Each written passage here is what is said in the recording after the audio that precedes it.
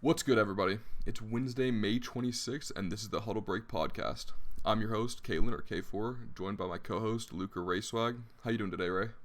Hey, I'm good, Kalen. Doing really good. Thanks, man. We have a very exciting lineup of topics today. We're going to be starting today's episode off by running through the recent NFL news, Aaron Rodgers, Julio Jones, Tim Tebow, stuff like that.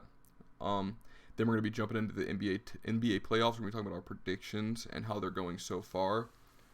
That should consume a large portion of this week's podcast, but we'll see. And lastly, we'll be discussing our thoughts on the upcoming Logan Paul and Floyd Mayweather fight, which is happening on June 6th. However, we do have our very first guest on the show. We're talking about NBA today. So, of course, I thought we should get an NBA fan on here, and who better to have than someone I've known for, I don't even know how many years, but I know that in the last 3 or 4 years, his Avi on Twitter has been Joel Embiid.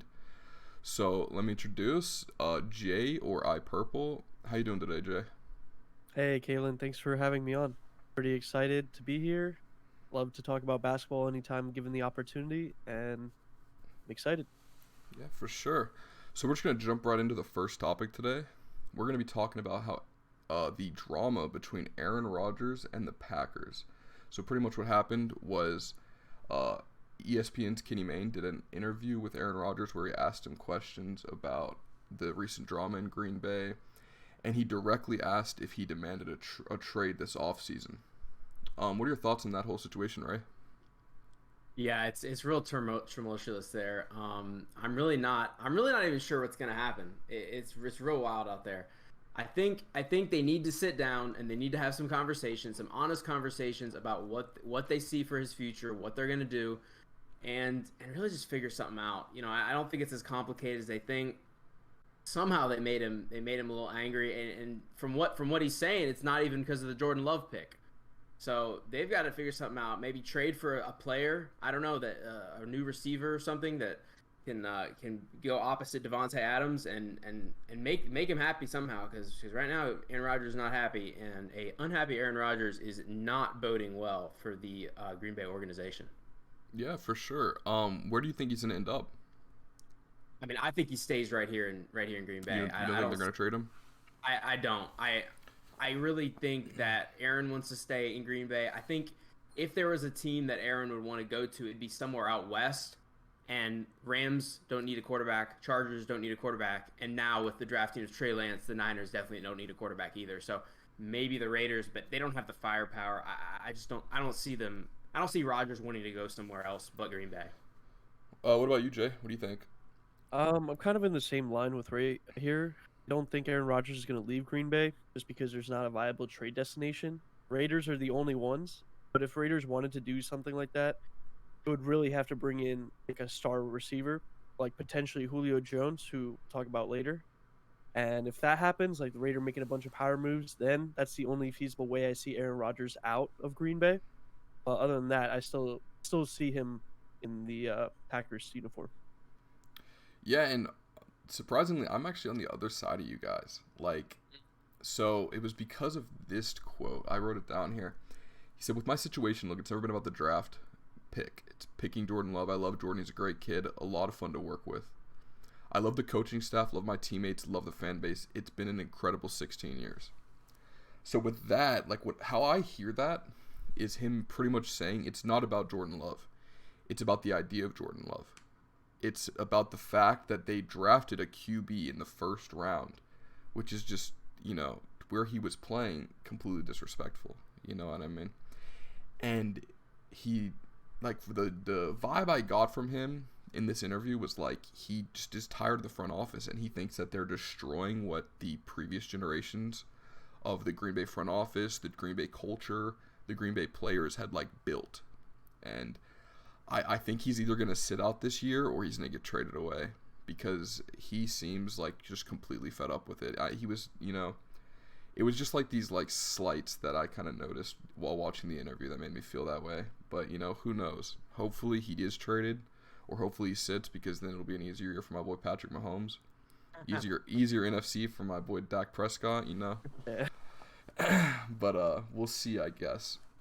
We're gonna hop right back into the next topic, which is gonna be regarding the Julio Jones trade rumors. On the Skip and Shannon show, he was called by Shannon, Sharp, and he pretty much said that he is done with Atlanta. He said, "I'm out of there," and that he wants to win. What are your thoughts on that, Jay? Kalen, I know you're a lifelong Cowboys fan, but honestly, I thought it was pretty funny when he started slandering the Cowboys a little bit, saying that's not a trade destination where he would want to go. But I definitely do see Julio not playing in the Falcons uniform next year. I've also seen many players trying to recruit him on Twitter, like Darius Slay and Jalen Ramsey. But one of my favorite destinations for him will be the Chargers. I really want Justin Herbert. I love him, and I want him to have a true number one weapon. That would be crazy. I can't, man. Seeing him on the Chargers, that'd be a dangerous team paired up with Keenan. Wow. I did see though. I saw a report that his last two places he was wanting to go were the Pats and the Titans, which I feel like that doesn't even perfectly align. Like saying you want to win, man. Like you want to go to the Pats. They have a good coach, but is Cam really the QB or Mac Jones the QB that you think is going to carry you to the promised land over Matt Ryan? And the Titans, it's like, I don't know. If those are his true two destinations, I don't see how that aligns with him wanting to win. What do you think, Ray?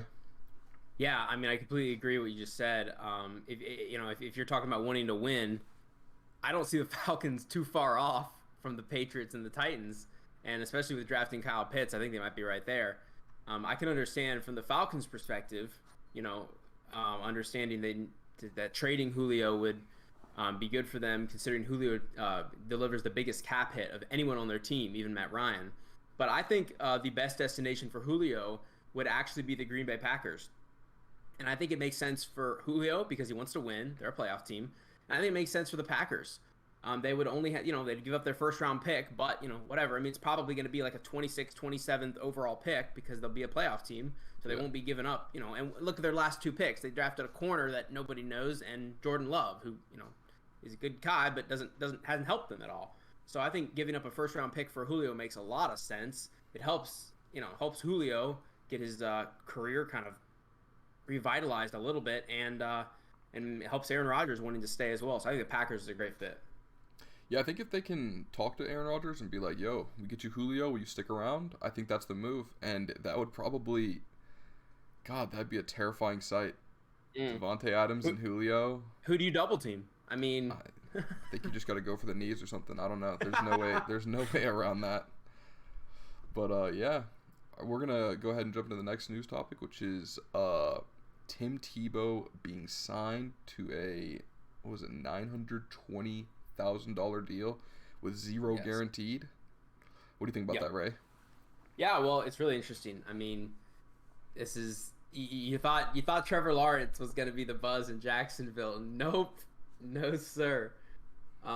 It's crazy that stat that said it was like the day or two after he got signed that Tebow merchandise was top 5 selling items on NFLShop.com, which is mind blowing. I certainly didn't think he was still this popular. I know I watched all of his Broncos games when he was quarterback for them.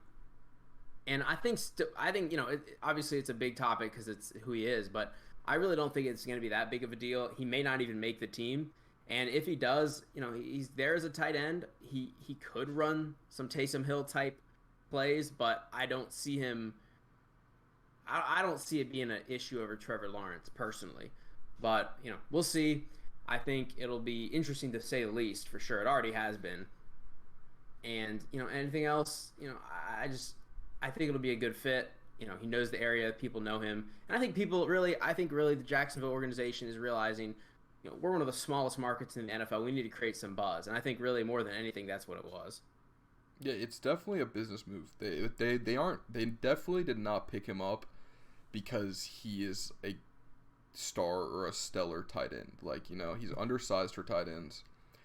Speed-wise, he's middle of the pack. Like, he's not going to go out there and be probably a top 30 tight end.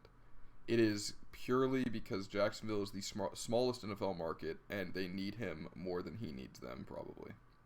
What do you think about this, Jay? Yeah, I was kind of just in line with you guys. Like, the NFL at the end of the day is a business, and they wanted to create some buzz with the Tebow signing. He's probably, their fourth stringer, and I don't think he's going to even get that many snaps. Contract's not really too crazy for the Jaguars. And we could see some fun trick QB plays, which will be pretty cool Yeah. to see. But other than that, yeah, like you said, it's more or less just for money and buzz for the Jaguars. I'll just say this: Yeah. imagine week 1, Jags Texans, and there's no Deshaun Watson for the Texans, so the Jags are up, 28-14, 3 minutes to go, running down the clock at the 2-yard line. They bring out Tim Tebow for an option play and he gets a touchdown. That play is going to be on Sports Center all week. You know what I'm saying? Oh, yeah. That's big market for the Jags right there. So, bottom line, if he even scores or even gets a catch, people are going to be talking about it. And that's boom for your buck right there for the Jags. Yeah, absolutely. All right, and the last news topic for today, we're going to be talking about how Eugene Chung was called not the right minority during an NFL interview. And the NFL actually opened an investigation about this. What do you think about this whole situation, Jay? I think it's really unfortunate that something like this still happens in today's world. And some people were actually getting mad at Eugene Chung for speaking out for some reason, which makes no sense to me. Him speaking out makes the unspoken spoken. And if I had to take a guess, something like this happens behind the doors all the time in the NFL. And it's a really unfortunate situation. Yeah, absolutely.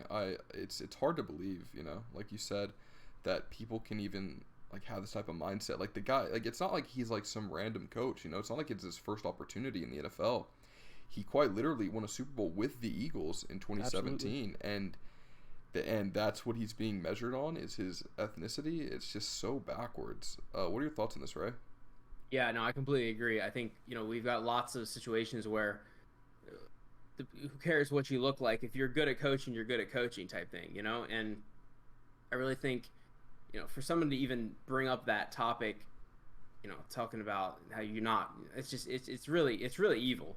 It really is what it is. It's just so unproductive and it's so disrespectful. And I agree with Jay. I'm glad he came out and talked about it because I think it is important. It's something very important to talk about. And I'm also glad the NFL is opening an investigation about it because it definitely needs whoever said that or whoever said that needs to be probably fired, to be honest. Yeah, absolutely. So that'll be all the news from the NFL for this week. It's the off season. There's not much else that's going to happen except maybe in 5 days when all the plays will go through, OTAs and stuff. We're going to be jumping into the second topic of the day where we're going to be talking about the NBA playoffs. We're going to go game by game and just kind of discuss our thoughts, how each series is going so far, how we think they're going to end up. We're going to be starting with the Utah Jazz versus the Memphis Grizzlies. Memphis Grizzlies and Utah Jazz play their game 2 tonight at 10 p.m. Eastern. Memphis leads 1-0. Do you guys, I'll be talking to Jay directly here. Jay, do you think that Utah with Donovan Mitchell back will be able to win game 2 and win the series? Absolutely. I think Mitchell is probably their best player for the Jazz, and him being out for that first game really took a hindrance on their play style. They really needed clutch buckets in the end, and Mitchell just wasn't there to deliver because he was sidelined with an injury. I love this Memphis team, and they show a lot of fight. I love Ja Morant, but unfortunately with Mitchell back, I don't think it's going to be close. I think the Jazz do win in 5 games. What do you think about that, Ray? Yeah, and I also have the Jazz in 5 games. I definitely think Memphis is interesting. You talk about Ja Morant, talk about Brooks. Brooks is an emerging star, let me tell you. A lot of people are kind of taking notice on him too. You got Johan Valanciunas down there at the post, just yakking up the rebounds. This guy is insane. I'm excited for Memphis. I think they could be a real interesting story next few years, but I think right now Utah is too good all around. But who knows? Maybe Memphis could put up a fight, but I definitely don't see it going past 6 games. I definitely think Utah takes it. Yeah, I feel like that's a very popular narrative right now. I feel like Ja Morant, if he can somehow even stretch this to Game 7, would be incredible for just his value, and but I also probably don't see this game going very far. I have it in my NBA predictor, 5 games to the Jazz. So we're gonna go ahead and hop into the next game, which is Clippers versus Mavs. Now my Dallas Mavericks are leading this 2-0. Can Kawhi Leonard and Paul George handle the Dallas Mavericks or the Mavs taking it all? What do you think, Ray? So as we're recording this podcast, I am proud to be wearing a Luka Doncic jersey as he absolutely took over last night. I believe he went for 39, 7 and 7, 7 rebounds, 7 assists, 39 points. He absolutely dominated. But it wasn't just him. The Mavericks as a team hit 18 three-pointers, which is ridiculous. Tim Hardaway Jr. was playing like his dad. It was incredible. Kleba was hitting shots. Porzingis played very well. Nobody could guard Luka. They won both games in Los Angeles. In my opinion, this series is all but over. I don't see, especially because Kawhi and Paul George both played very well yesterday. Kawhi had 41 points. Paul George had, I believe it was 28 points, 12 rebounds, 6 assists. And finally, Luke, through 8 games in career playoff history for in NBA history, Luka is averaging 32 points, 9 rebounds, and 8 assists, and that's best of all time. So not only do I see this Clippers team beating the Mavs, I see them beating the Jazz in the next round and getting to the Western Conference Finals as well. Yeah, for sure, man. I can see that. What do you think, Jay? I have a lot to say about this Clippers team. I just don't understand them at all. They have superstars in Kawhi and Paul George, who are both playing well. Kawhi just went off last night. Paul George played well too, and I don't understand how they can't guard Luka. And that's honestly on Ty Lue. Ty Lue's not putting Kawhi on Luka, and it's clearly showing. He's trying to guard Luka with Patrick Beverley. I've seen even Zubac trying to guard him, which honestly makes no sense to me. That's the difference maker in this matchup. Is Ty Lue is just not cut out to be a coach. While Luka is a bona fide star, and he's only going to keep getting better, which is awesome. Love to see it. He's getting support from his cast, from Tim Hardaway, and everybody chipping in. Unfortunately, I don't think after losing 2 games at home, I don't think the Clippers are going to win at all. I think it's going to be a sweep. I have the Mavs in 4. They win in home court. They move on to the next round. Sheesh, Mavs in 4, man. Wow. That would be a sight. That would be an upset, man. I think I was looking at the odds last week before the playoffs started, and I think the Mavs to take the series, where it was like you could grab them at like plus 450 to win the series. Wow. And it's crazy to think now they're up 2-0, man. Like Now they're the favorites. Yeah, there's some people who've cashed out with that. But yeah, so we're going to be heading into the next game, which we're going to be covering, which is going to be Denver versus Portland. The series is currently tied 1-1. Nuggets, they got Nikola Jokic, Michael Porter Jr., Jamal Murray's injured, unfortunately, versus the Trailblazers, Damian Lillard, Norman Powell, and CJ McCollum. Who do you guys think is going to take this one? I'll start with Jay.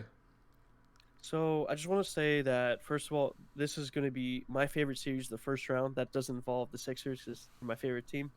Yep. Love watching both of these teams play. Love Jokic, sensational talent, and Damian Lillard, just an awesome, fun player to watch. In that very first game, Portland did come out on top.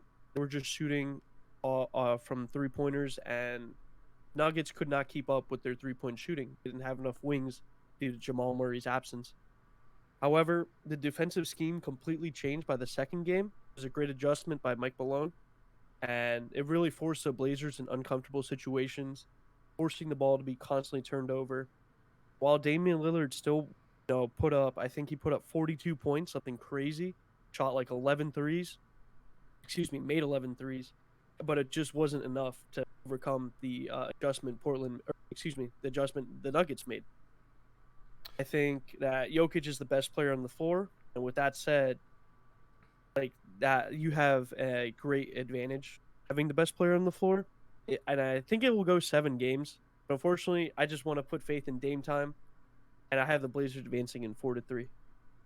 Wow, yeah, it's gonna be a good game for sure. What do you think, Ray? Yeah, I absolutely think this is going to be a series that, if it doesn't go the distance, it absolutely will go 6 games. Definitely a back and forth series. These are 2 really evenly matched teams. Michael Porter Jr. definitely playing very well right now. Do not watch out for Fatu Campazzo. I believe that's how you say his name. But watch out for him. That guy is a beast. 5'10", point guard for the Denver Nuggets. He's taking in that role from Jamal Murray. And if Jamal Murray was playing, I absolutely would have Denver winning. And they could still, but I definitely think Portland takes it in 6 or 7. All right. Well, next game we're going to be hopping into is the Suns versus Lakers. Series also is tied 1-1. Can Devin Booker, Chris Paul, and DeAndre Ayton take on the Lakers' big three of LeBron, AD, and Andre Drummond? What do you think, Ray? They can. They've shown they can. And I think they will put up a great fight. I think DeAndre Ayton's had 2 double-doubles back-to-back now in his first 2 playoff games, which is insane. And, the first one, Anthony Davis didn't play well at all. And people were saying that's why Ayton went off. But even last night, Ayton played another heck of a game. He played amazing. Unfortunately, they couldn't get it done. Granted, Chris Paul was hurt about half the game.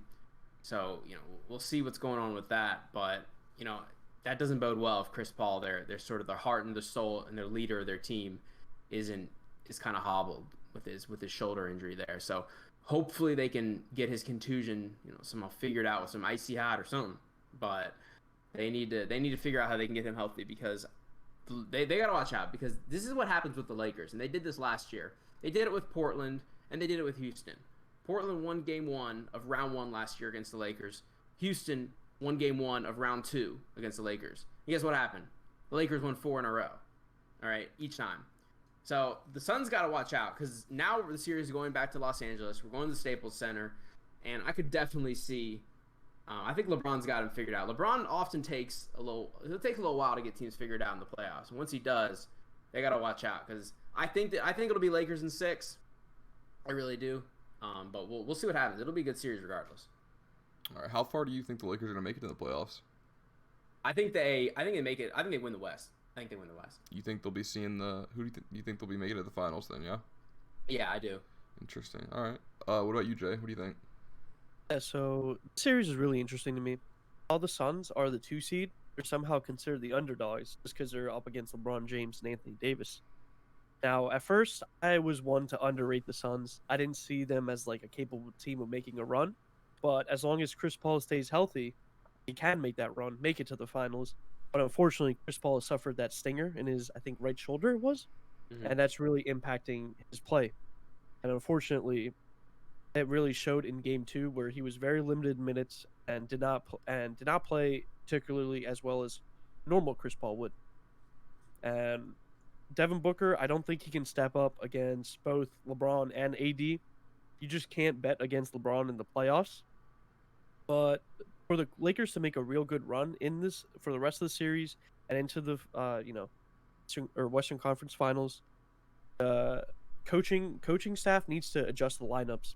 Anthony Davis and Andre Drummond cannot play together for extended amount of time. It really clogs up the paint and hurts AD's ability to dominate the game like he normally does.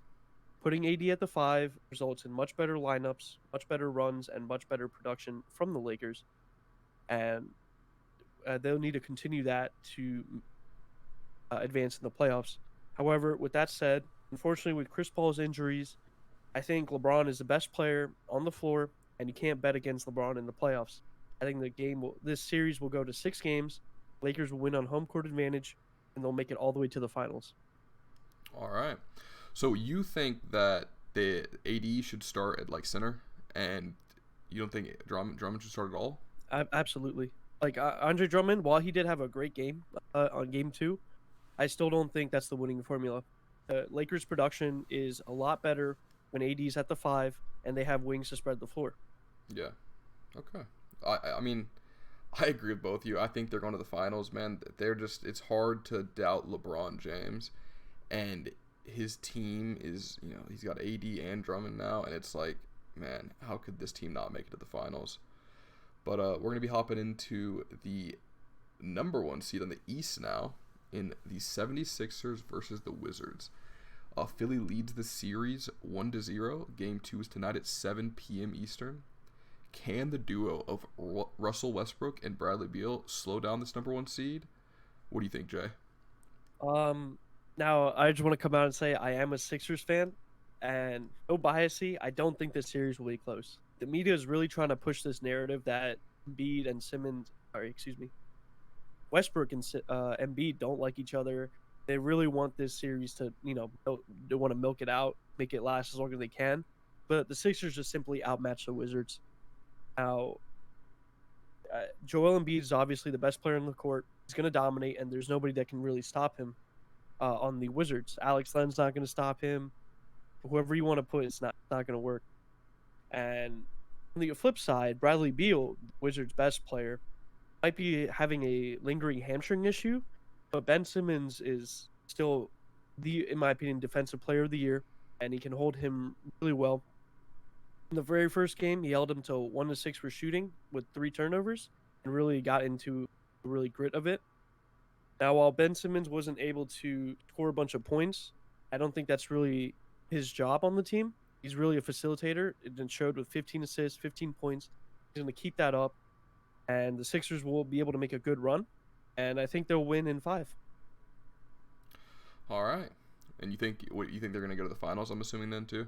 Yeah, I believe they're going to make it to the finals. I think the Nets and Sixers, who I have as the Eastern Conference matchup, I think that will be really interesting, but due to Embiid, there's no one that's going to be able to guard him, and I think they'll just end up winning and going to the finals. Lakers-Sixers finals. That would be an entertaining one for sure. What do you think in this series, Ray? Yeah, I'm just gonna echo what Jay's been saying here. I think maybe the Wizards may take a game, if that. I think the Sixers can sweep them most likely. There's no matchup here. There's really no matchup. They can't stop Embiid. They can't do anything against their defense. The Sixers are a big team, and dude, let me tell you, Tobias Harris is balling on another level right now. Absolutely. I mean, the dude is incredible. I never watched him a lot of the time in Clippers, or when he played for the Los Angeles Clippers, and then he moved to the Sixers, and I was like, wow, this guy's balling. So I'm really excited to see this team go far. I got them losing to the Nets in the Eastern Conference Finals, but it's gonna be a real interesting run for the Sixers this year. I think one of the most important things about the Sixers for this run is going to be a Doc Rivers. Now, while he's a championship coach, I do have a little less faith in him. His lineups are a little questionable, but at the end of the day, they have a lot of star power and could make a run. Yeah, for sure, man. I mean, I think the East is kind of top heavy this year. You know, between Milwaukee and the Nets and the Sixers, all three of those teams have the potential to make the finals, but I feel like it's definitely between the Sixers and the Nets here. But we're going to be jumping right into our next game, which is the Knicks versus the Hawks. The first game where the Hawks ended up taking it was extremely entertaining. I was watching it, and I was surprised because, you know, it's a 4 and 5 seed. You don't expect it to be as competitive and entertaining as it was, but I think it was probably maybe the second best game of the playoffs so far. What do you think about this game, Ray? Yeah, no, these are two really evenly matched up teams. The Knicks rather play incredible defense with that Tom Thibodeau patented, and I think the Hawks, their offense is really really intriguing with Trae Young, Clint Capella, Huter, a lot of these good players. I think this series is going to go the length. I think it's going to go 7 games. I think it's a pick 'em. I have absolutely no idea who's going to win. I'll take the Knicks, but I'm really not sure who's going to win. It's a good series. Yeah, I think the Hawks will take it. Living in Atlanta for like 7 or 8 years, I went to a few Hawks games, and it was always fun. I never really became a fan. I've never really cared for basketball too much, but so, the Atlanta native in me kind of wants the Hawks to win this series. What do you think about it, Jay? Yeah, this is probably my favorite matchup in the East outside of my favorite team. The Hawks were able to take game 1. While it came down to a wire, it really came down to the very last play. And I assume the rest of the series is going to go all the way. I think every single game is going to be really close. Both teams match up really well with each other. The Hawks have a bunch of shooters, while the Knicks want to play bully ball with Julius Randle. But however, the Knicks don't really have anyone to stop Trae Young. He's going to get his buckets. He's going to score maybe 30 a night. And while the Julius Randle we know in the regular season didn't show up in game 1, he really needs to step up for the rest of the games for the Knicks to even have a chance. And I think he will. He's the player. Bounce back. He'll watch some tape. And the reason the first game was so close, because Julius Randle was out, was because of Alex Burks just taking over. And I think that's really uncharacteristic of him. I don't think he's going to have another game like that. he'll still put up like 15, 20 points a game, which is pretty solid production from the bench, and that's what the Knicks will need to match the Hawks. Hawks is Boban Bogdanovic, who I love. He's a great 3-point shooter. Really helps the Hawks out. And at the end of the day, I think this series will go the distance, come back to the Garden, and the Knicks will be able to take it in 7. Should be a fun series. Game 2 is tonight at 7:30 Eastern, and I will definitely be watching that. Hopefully it is as good as the first one. We're going to go ahead and jump into the next game, which is the probably second least competitive series yet, in the Bucks versus the Heat. Milwaukee currently leads 2-0. What are your thoughts on this series so far, Jay? Kalen, I'm just going to come out and say it. I think the Heat are beyond overrated, and they only got rated so high because of the good bubble run they had last season. I love Jimmy Butler, but he's been struggling this series, worst plus-minus in series after 2 games. Game 1, the Bucks were dreadful to watch. Their defense was just bad. They were going under screens on Duncan Robinson, and it made no sense because he's a really good 3-point shooter. However, in Game 2, they were able to make defensive adjustments, and they were to fully utilize their players. With the addition of Jrue Holiday, they look really good. I don't think Miami will be able to be very competitive for the rest of the series. I think they'll win a game at home. But other than that, I think the Bucks are probably going to win in 5 games. Yeah, I feel like you're right, man. I mean, that bubble run last year by the Heat was like fairy tale stuff, man. And, they just got stomped by the Lakers in the finals. But I think, if you don't go mind, ahead. I think like Tyler Hero really is not the same player at all he was in the bubble. And for some reason, Heat fans told me they were dead set on not trading him for James Harden, which kind of blew my mind. I'm like, I don't know why you wouldn't want James Harden, especially for Tyler Hero, and now it's really showing. So I think that was a mistake by them. Absolutely, that is some delusion, and I think that'll be something that haunts them for a long time, because James Harden is debatably a top 5 player in the NBA, and Tyler Hero is not even top maybe 15. So I don't know. That decision is definitely going to haunt Heat's front office and the Heat fans for a while. What do you think about this whole thing, Ray? Yeah, I mean, I actually do like Tyler Hero as a player. Obviously, not as much as James Harden. And I think if the Heat have any chance of coming back and taking some games, making the series interesting, I think Hero has to start putting in some buckets and doing what he did in the bubble. But I think the biggest thing in this series is the efficiency here of the Brooklyn, or not the Brooklyn. I keep talking about the Nets, about the Milwaukee Bucks. This isn't the same Bucks team as other years. Other years, you're talking about Giannis was the MVP. All the pressure is on him. Now there's no pressure. They're the 3rd seed. Hardly anybody's talking about them. Everyone wants to talk about the Nets. Everyone wants to talk about the Sixers being the 1 seed. Watch out for this Bucks team. They're real good right now. They've got Jrue Holiday, which is Giannis is their best player, but Jrue Holiday might be one of their most valuable players because he is the ship that runs. He runs it. He runs the ship. Jrue Holiday's an absolute beast. They also added PJ Tucker, who is a really good defender, and Giannis really isn't that guy who can just sort of take over games in the clutch time. And I think they're spreading it out, and I think they can do good. I honestly would not be surprised if the Bucks made the finals. I really wouldn't. I think they lose to the Nets, but I would not be surprised if the Bucks even made the finals. I think they're going to be just remember when I said I would not be surprised. So it'll be interesting to see. But I think they beat the Heat. I think they beat the Heat in 5 or 6 for sure. Yeah, if they beat the Heat and they meet the Nets in the next round, it should be a very interesting series. It'll be an extremely 2 really good offenses and 2 really good teams.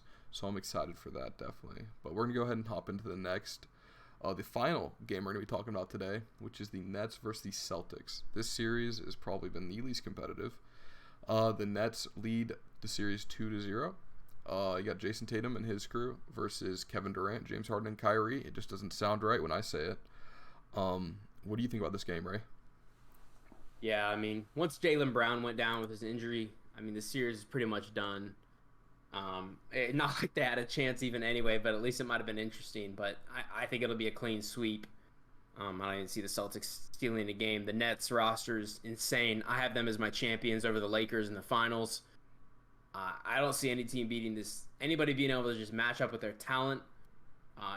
They're gonna, as long as they stay healthy, that'll be the big question. If these guys can stay healthy, They haven't played much together, but as long as they can stay healthy, I think the Nets will roll through the Eastern Conference. Yeah, absolutely, man. That's how I have it going too. I have them losing to the Lakers in the finals, but I have it going all the way to Game 7. I think this playoffs is going to be so entertaining and something that you shouldn't miss if you can. What do you think about the series, Jay? Yeah, so I'm pretty excited for the Nets. We finally get to see the big three in action in a 7-game series. However, I don't think this will go to 7 games, but seeing them all together is awesome. James Harden taking a different role as a facilitator instead of just a one-man scoring machine. He has finally helped with Kyrie and KD on each side. Now, while Jaylen Brown is hurt, I didn't think the Celtics were even going to win the series to begin with. If Jaylen Brown was playing, maybe it went to 6 games. However, I just have the Nets winning in 5. Your defense is still a little concerning, the Nets that is, but I don't think it will affect them this series, but it really could take into effect against the Bucks in the second round, where Giannis is always penetrating that paint. But I think Celtics for this series, come back to this series, I think the Celtics take a game at home. Brad Stevens makes some adjustments, but ultimately the Nets win out in 5. Yeah, and I don't see any predictions going any other way than the Nets winning in 5 or 4. So, but yeah, that'll be it for the playoffs discussion of the podcast. We're going to hop into our final topic, which is going to be talking about the Floyd Mayweather versus Logan Paul fight. Now, this fight's going to be happening on June 6th, so next Sunday, not this one, next one. And we got Logan Paul, who is 26 years old. He's 6'2", 200 pounds, versus Floyd Mayweather, who is 43 years old, 5'8", and 150 pounds. Now, Jay, how do you see this fight playing out? This fight's pretty interesting to me. It'd be pretty fun to watch Floyd back in action. Obviously, it won't be prime Mayweather, but he's still going to be really quick. I don't think he's going to match up to Logan. Sorry, I don't think Logan's going to match up to Floyd. And with the experience behind Mayweather, I think he'll just outright win against Logan Paul. But at the end of the day, this is just for fun, and they just want to bring in money. Yeah, it is definitely for the money. That is no doubt. But, I have a not popular take for this fight. Logan Paul, he is plus 700 odds. And I may or may not have put $100 on those odds because here's the thing, dude. Floyd Mayweather is extremely arrogant. I don't think he's taking this fight serious. He showed up to his last fight, which was also an exhibition match, high, and I think Logan Paul has everything to gain and nothing to lose, and it's the complete opposite for Floyd. I think he has everything to lose and nothing except money to gain, which he doesn't even need. So I think he's going to walk into this fight just completely, like it's a joke, and then Logan Paul, who's been training with, money team trainers for 3 years, I think Logan Paul could win. I mean, it's crazy to say, watching Floyd and being like, he's the GOAT, but I could see it. What do you think, Ray? Well, first of all, I think it's blasphemous that this is even a fight. I mean, you're talking about somebody who has he's done 2 professional fights and they were exhibitions versus arguably the greatest boxer of all time. And it's pretty ridiculous that they're even fighting. And I don't know why Floyd even said yes to it, to be honest. But we the people are going to be very excited to watch for sure. I think it'll be interesting. I'm sure Logan will. I think Logan, he won't just like look like a scrub out there. I think there is a big size difference, like you mentioned. Like he's gonna be able to take some punches, and Floyd isn't known for just straight up knocking people out anyway. I think Floyd will absolutely win the fight, and I don't think it'll be close in terms of points or technicality or whatever. But it's definitely going to be interesting, and I'm glad we're talking about it because I cannot wait to watch this fight. It's going to be big fights like this. We're really living in a simulation. They got people like this fight. I'm so hyped to watch it. It's going to be fun regardless. Yeah, I've been so excited for this fight. I was hoping it was happening back in February, but then it got rescheduled for whatever reason. Yeah. But man, it is going to be such an entertaining fight, and I really do think Logan Paul, he is a beast. He is an athletic monster. He's been training boxing for 3 years, and he's probably the best he's ever been. I don't know why. I just believe in him. I believe in him. I think he could win the fight just because Floyd's not going to take it serious. If Floyd rolls up fried again, if he's fried as hell, pulling up to this fight, Logan Paul could knock him on his ass. I'll say this. I think that you may have been right that he wasn't taken as serious, but when Logan's brother Jake decided to do all those activities and take his hat and all that and act like a kid on social media and all this, I definitely think that lit a fire under Floyd. I think Floyd might be taking it a little serious now. We'll see. Yeah, maybe. I mean, I can't stand Jake Paul. I feel like him and Logan are so different in terms of just how they act. I feel like Logan Paul has grown up a lot over the past few years, and he's actually turned into like a functioning, decent human being compared to Jake Paul, who just acts like people say, or like Logan even says that it's all an act and it's like just for media attention, but I don't even believe that. I think Jake Paul is just an arrogant little prick. Yeah, that's the perfect word for it. What do you think, Jay? What do you think of Logan Paul and Jake Paul? Absolutely no. I think you hit the nail in the coffin. Like, I don't like Jake Paul at all. He's really arrogant and annoying. But Logan Paul, like you said, he's kind of matured. I think that has a lot to do with the team he's always been training with. They're trying to make him a better person, and it shows. But Jake Paul is just kind of riding that like weird YouTube fame that he had, and constantly being annoying, constantly trying to get into scuffles and in between people, which is unfortunate. But it's just the way he is. That's the person he is, and hopefully he can change for the better. Yeah, we'll see. I mean, he does to sell tickets. That's what he'll always say, is that he's trying to sell tickets to whatever he's promoting. But whatever. If that's how he wants to be, then that's how he's gonna be. And I'm sure I will watch every single one of his fights for the rest of his life. So, I think that's gonna wrap up all the topics for today. Thank you for everyone who's listening along. Thank you for showing us your support. It is greatly appreciated. Our next podcast will be the week following the Logan Paul and Floyd Mayweather fight, so that week of June 6th.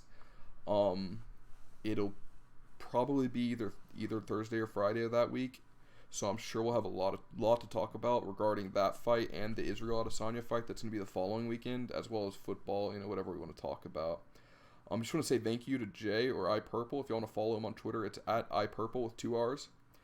Thanks so much for coming on today, man. We really do appreciate it. Make sure you guys follow the social medias at Huddle Break on pretty much everything: Twitter, Instagram, and TikTok. Thanks for taking a break from the huddle with us, and have a wonderful rest of your week.